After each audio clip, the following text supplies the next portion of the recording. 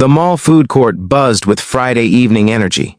Families grabbing dinner, teenagers clustering around tables, the constant hum of hundreds of conversations blending into white noise.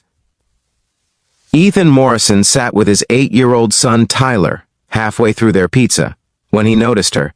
A girl, maybe 16, with dark hair pulled back in a ponytail, was moving through the food court with increasing agitation. She kept glancing over her shoulder, her body language screaming fear even though she tried to look casual. Ethan had been a detective for 12 years before a bullet to the leg forced his retirement. He'd spent too many years reading body language, recognizing predators, spotting victims. The instincts didn't just disappear because he now managed security at a warehouse. The girl's eyes met his, a brief, desperate connection, and then she looked away quickly as if afraid to draw attention. That's when Ethan saw him. A man in his 30s, clean-cut, wearing business casual clothes, hanging back about 20 feet but clearly tracking the girl. Following, but trying not to be obvious about it. "Tyler, buddy, I need you to stay right here, okay? Don't move." Ethan stood, his instincts screaming that something was very wrong. "But Dad, stay, here!" Ethan's cop voice came out automatically. The girl had stopped at a table near the exit, pretending to check her phone. The man following her had paused at a vending machine, watching her. Ethan approached the girl slowly, hands visible, non-threatening. "Excuse me, are you okay?" She looked up, and he saw pure terror in her eyes. Then she did something that changed everything. She started signing, her hands moving frantically. Ethan's heart sank. He didn't know sign language. He had no idea what she was trying to tell him, but she kept signing, tears streaming down her face now, her hands desperate, pleading. She pointed at the man by the vending machine, then signed more urgently, a woman at a nearby table. "Stood up. I know ASL. Do you need help?" "Yes," Ethan said gratefully. "Please, what is she saying?" The woman moved closer to the girl, watching her hands. "She says there's a man following her. He won't stop. She's been trying to lose him for 20 minutes. She's deaf. She can't call for help, can't yell if he grabs her. She's terrified." The man by the vending machine was moving now, walking toward them. Ethan stepped between the girl and the man, his body language shifting into something harder, more dangerous. The friendly dad disappeared, replaced by 12 years of law enforcement training. "Stop right there," Ethan said loudly enough for security to hear if they were nearby. The man smiled, charming, disarming. "Is there a problem? I'm just trying to find my daughter. She ran off and—" "She's not your daughter," Ethan said flatly. "I'm sorry, who are you?" The man's smile didn't reach his eyes. "Someone who's dealt with liars professionally for over a decade. And you're lying." Ethan pulled out his phone. "I'm calling mall security. You can explain to them why you've been following this girl. This is ridiculous. She's deaf," Ethan interrupted. "If she was your daughter, you'd have been signing to her, not just following her. You'd have approached her directly instead of stalking her through the food court. And you sure as hell wouldn't have that look on your face right now." The man's expression had changed, the friendly mask slipping to reveal something cold underneath. "You're making a mistake, am I?" Ethan stepped closer, lowering his voice. "I was a detective for 12 years. I know exactly what you are. And unless you want me to make a scene that ends with you in handcuffs explaining this to actual police, you're going to walk away. Right now." The man looked at the growing crowd of people watching, at Ethan's phone recording him, at the security guard, who'd appeared at the edge of the food court. He turned and walked away quickly, disappearing into the mall crowd. Ethan kept recording until the man was out of sight, then turned to the girl. The interpreter was still there, translating. "You're safe now. He's gone. I'm calling the police to file a report. Can you tell me what happened?" Through the interpreter, the story emerged. The girl's name was Maya Santos. She was 17, deaf since birth, and had been at the mall shopping when the man started following her. She'd tried to lose him, tried to ask for help, but people kept walking past her desperate signing. She couldn't yell for attention, couldn't call 911 while running, couldn't do any of the things hearing people took for granted when they felt threatened. "I was so scared," Maya signed, tears flowing freely now. "No one understood. They just saw me waving my hands and ignored me.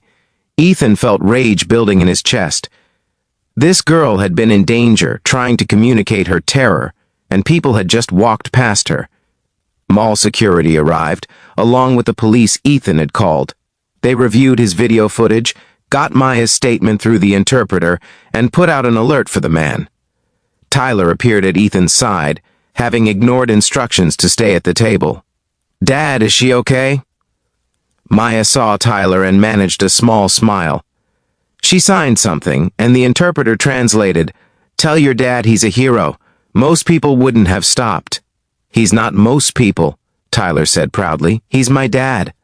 The next week, Ethan received a call from Maya's mother, Isabella Santos. Through a video relay service interpreter, she thanked him profusely for protecting her daughter. "I can't stop thinking about what could have happened," Isabella signed, the interpreter voicing her words. "Maya tried to get help from at least 10 people before you. They all ignored her signing. Thought she was just being dramatic or didn't want to get involved. I'm just glad I was there," Ethan said. "Would you be willing to meet with us?" Isabella asked. "There's something I'd like to discuss." They met at a cafe that weekend. Isabella explained that she ran a support group for deaf teenagers and their families, helping them navigate a world that wasn't always accessible or safe. "What happened to Maya isn't unique," Isabella said through the interpreter. "Deaf people, especially deaf youth, are statistically more vulnerable to predators. They can't call for help easily, can't yell to attract attention. And most people don't recognize sign language as someone asking for help. They just see hand movements and tune it out." "That's terrifying," Ethan admitted. "It is, and it needs to change." Isabella leaned forward. "What if we could teach people basic emergency signs? Just a few phrases: help, danger, call police, I need help. What if we ran workshops teaching parents, security guards, store employees how to recognize when someone is signing for help?" "That's a great idea," Ethan said. "I'd like you to help me build it. You saw what no one else saw. You understood danger even without understanding the language. That instinct, combined with education, could save lives." Ethan thought about Maya's terror, about how many people had walked past her desperate signing. "What do you need from me? Help us create a training program. Work with mall security, police departments, schools. Use your law enforcement background to teach people what you saw. Body language, threat recognition. How to respond when someone is clearly in distress even if you don't speak their language." 6 months later, Ethan stood in front of a room full of mall security guards, teaching them basic emergency ASL signs and how to recognize when someone was in distress. "The signs themselves are important," Ethan explained. "But just as important is learning to see what I almost missed. Body language that screams fear. People who are trying to get help but don't have the tools hearing people take for granted." He showed video of Maya signing desperately that day, her face terrified, hands moving frantically. "If you see this, it doesn't matter if you know ASL. You know someone needs help. You approach them. You get them to safety. You figure out the details after."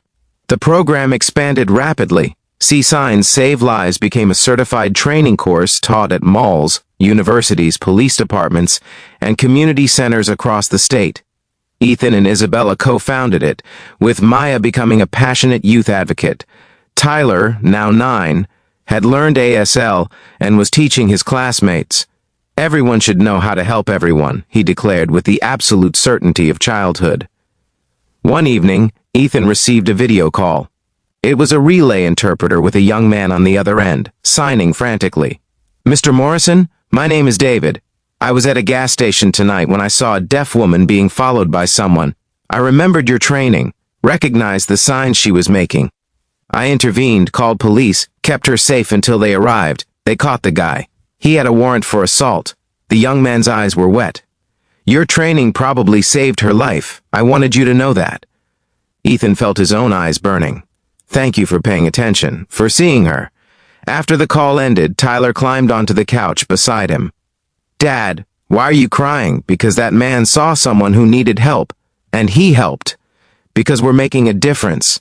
Because you helped Maya? Because Maya helped me see what I was missing. She reminded me that my job isn't over just because I'm not a detective anymore. That I can still protect people, just in different ways."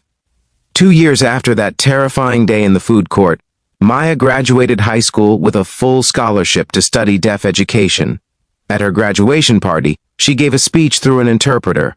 When I was being followed that day, I felt invisible. I was signing for help, and people looked right through me. I thought I was going to be hurt, or worse, and no one would even know what I'd tried to say. Maya's hands moved gracefully, confidently now. Then Mr. Morrison saw me. He didn't know what I was signing, but he saw I needed help. He saw me as a person in danger, not just strange hand movements to ignore. She turned to Ethan, who stood with Tyler and Isabella. You changed everything, not just for me, but for thousands of deaf people who now live in communities where people know even basic emergency signs, where security guards and police and regular people have been trained to see us, to recognize our language as communication, not just gestures. Maya smiled through tears. The deaf community is used to being invisible in emergencies, to being overlooked when we need help most. You made us visible. You taught people to see our signs and understand they might mean help me. That's everything. Ethan was crying openly now, not caring who saw. Tyler grabbed his hand and squeezed. I didn't do anything special, Ethan managed to say later, through the interpreter. I just paid attention. That's exactly what made it special, Isabella signed back. In a world where dozens of people walked past my daughter's terror, you stopped and looked. You saw a girl in danger instead of just seeing someone different. You chose involvement over convenience. That's what a hero is. Someone who pays attention when it costs them nothing and means everything. Ethan thought about that day in the food court. About the split-second decision to approach Maya instead of staying safely at his table with Tyler. About how easy it would have been to assume someone else would handle it, to mind his own business, to not get involved. She saved me too, Ethan said quietly. After I got shot, after I had to leave the force, I felt useless, like my skills didn't matter anymore. Maya showed me that protecting people doesn't require a badge. It just requires being willing to see them. 5 years later, see signs. Save Lives was taught in 40 states and 3 countries. Emergency ASL had become standard training for security personnel and first responders in major cities. Deaf community advocates credited the program with reducing victimization rates and increasing accessibility. And it all started because a deaf girl signed to a single dad. He won't stop following me. And that single dad did something that shocked everyone. He saw her. He believed her. He protected her. Not because he knew sign language, not because he was trying to be a hero, but because he remembered that his job had never been about the badge. It had always been about paying attention when others looked away, seeing danger when others saw nothing, choosing action when others chose indifference. The poor deaf girl had asked for help in a language most people didn't understand, and the single dad had answered in the universal language that everyone should speak. I see you. You matter. You're worth protecting. Sometimes that's all it takes to change the world. One person who stops, one person who looks, one person who believes that someone's terror is more important than their own convenience. Ethan Morrison had been that person. And in being that person for Maya, he'd taught thousands of others to be that person too.